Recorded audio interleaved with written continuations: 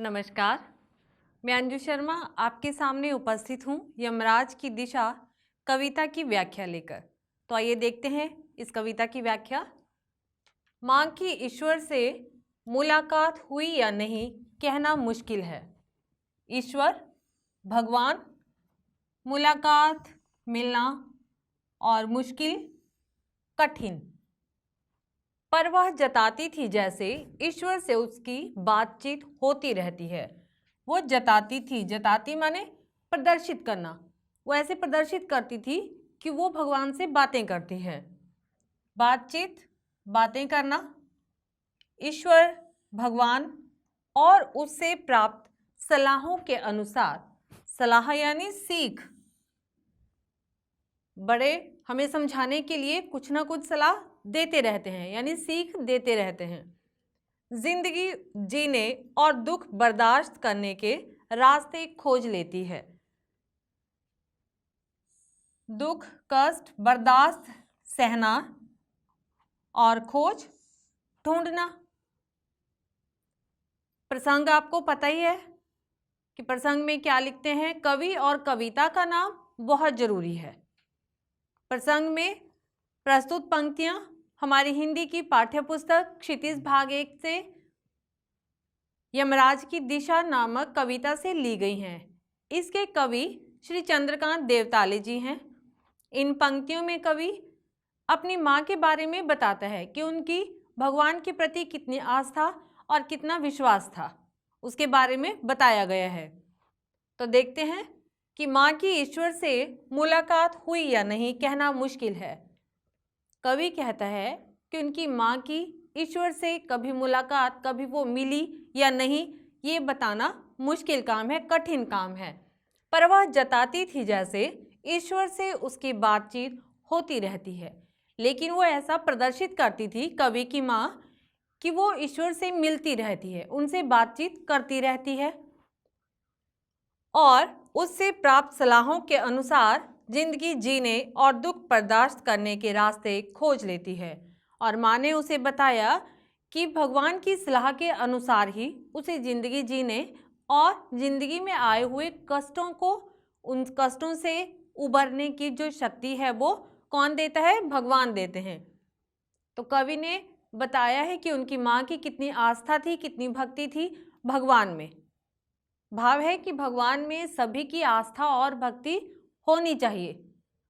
अगली पंक्तियां हैं हमारी। माँ ने एक बार मुझसे कहा था, दक्षिण की तरफ पैर करके मत सोना। दक्षिण जो है वो एक दिशा है, वह मृत्यु की दिशा है और यमराज को क्रुद्ध करना बुद्धिमानी की बात नहीं है। यमराज सभी जानते हैं, यमराज जो है वो मृत्यु के देवता हैं। क्रोध करना, क्रोधित करना, बुद्धिमानी, समझदारी। माँ ने एक बार मुझसे कहा था, माँ ने एक बार कवि से कहा कि दक्षिण की तरफ पैर करके कभी मत सोना। दक्षिण दिशा की तरफ कभी भी पैर नहीं करने चाहिए। वह मृत्यु की दिशा है, क्योंकि वह मृत्यु की दिशा है, उस तरफ यमराज का घर है। और यमराज को क्रोधित करना, यमराज को गुस्सा दिलाना अच्छी बात नहीं है, समझदारी की बात नहीं है। क्योंकि यमराज यदि गुस्सा हो गए तो क्या होगा? बेमौत मारे जाएंगे। तो बताती है माँ कि दक्षिण दिशा की तरफ कभी भी पैर नहीं करने चाहिए। तब मैं छोटा था और मैंने यमराज के घर का पता पूछा था। यमराज मृत्यु के देवता, उसने बताया था कि तुम जहां भी हो वहां से हमेशा हमेशा सदा दक्षिण में। कवि जब छोटा था तो छोटे बच्चे क्या करते हैं? सवाल जवाब करते रहते हैं, छोटे छोटे क्वेश्चन पूछते रहते हैं, जो भी उनके दिमाग में आता है। तो यहाँ पर कवि अपनी माँ से पूछ रहा है। उस समय कवि छोटा था और उन्होंने यमराज के घर का पता पूछ लिया कि यमराज रहते कहाँ पर हैं। उसने बताया, इस पर कवि की माँ ने बताया कि तुम जहाँ भी हो, तुम कहीं भी जाओ वहां से दक्षिण दिशा में यमराज का घर है, उस दिशा की तरफ यमराज का घर है। माँ की समझाइश के बाद समझाने दक्षिण दिशा में पैर करके मैं कभी ना सोया, और इससे इतना फायदा जरूर हुआ, फायदा लाभ। दक्षिण दिशा पहचानने में मुझे कभी मुश्किल का सामना नहीं करना पड़ा, मुश्किल कठिनाई का। माने जब समझाया कि दक्षिण दिशा की तरफ कभी भी पाँव नहीं करना है, उसके बाद कवि कहता है कि वो कभी भी जीवन पर्यंत दक्षिण दिशा की तरफ पाँव करके सोया ही नहीं। और इस बात का इतना फायदा हो गया, इतना लाभ हो गया कि कवि को दक्षिण दिशा पहचानने में जरा भी कठिनाई नहीं होती थी, क्योंकि माँ ने बता दिया था। अगली पंक्ति है हमारी, मैं दक्षिण में दूर दूर तक गया और मुझे हमेशा माँ की याद आई, हमेशा सदा। दक्षिण को लांघ लेना पार कर लेना, दक्षिण को लांघ लेना संभव नहीं था। होता छोर तक पहुंच पाना, होता छोर होता है किनारा, होता छोर तक पहुंच पाना तो यमराज का घर देख लेता। यमराज मृत्यु के देवता।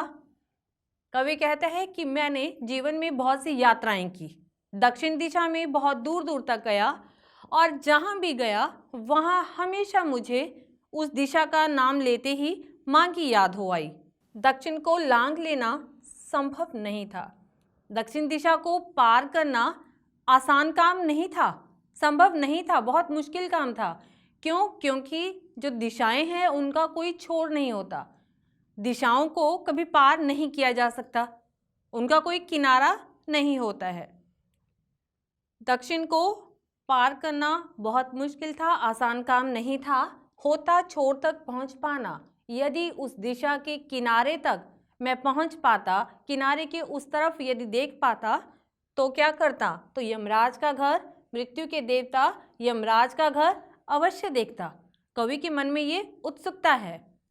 अगली पंक्तियां हैं, पर आज जिधर भी पैर करके सो वही दक्षिण दिशा हो जाती है। इन पंक्तियों में कवि ने सभ्यता के विकास की खतरनाक दिशा की ओर इशारा किया है, क्योंकि पहले तो माँ समझाती थी शकुन अपशकुन के चक्कर में, लेकिन आज का जो समय है वो सभ्यता के विकास का है, तो उसकी खतरनाक दिशा के बारे में कवि ने समझाने का प्रयास किया है। पर आज जिधर भी पैर करके सो वही दक्षिण दिशा हो जाती है। दक्षिण दिशा, सभी दिशाओं में यमराज के आलीशान महल हैं। यमराज मृत्यु के देवता, आलीशान महल, शानो शौकत से भरे हुए बड़े बड़े महल, और वे सभी में एक साथ, सब में जितने भी उनके महल हैं उन सभी में एक साथ एक ही समय में अपनी दहकती आंखों सहित, दहकती आंखें, क्रोध से अंगारे बरसाती हुई आंखें, दहकती आंखें सहित साथ विराजते हैं, बैठते हैं या रहते हैं।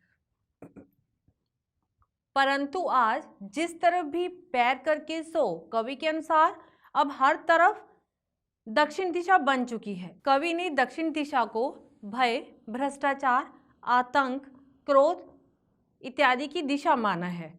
तो उसका कहना है कि दक्षिण दिशा केवल एक दिशा नहीं रह गई है, आजकल जिस तरफ भी पैर करो उस तरफ यही सब व्याप्त है, ये सभी हर तरफ फैले हुए हैं। सभी दिशाओं में यमराज के आलीशान महल है, सभी दिशाओं में, चाहे वो पूर्व है, पश्चिम है, उत्तर है, दक्षिण है, कोई भी दिशा है, चारों तरफ भ्रष्टाचार, अनीति, आतंक इत्यादि का बोलबाला है।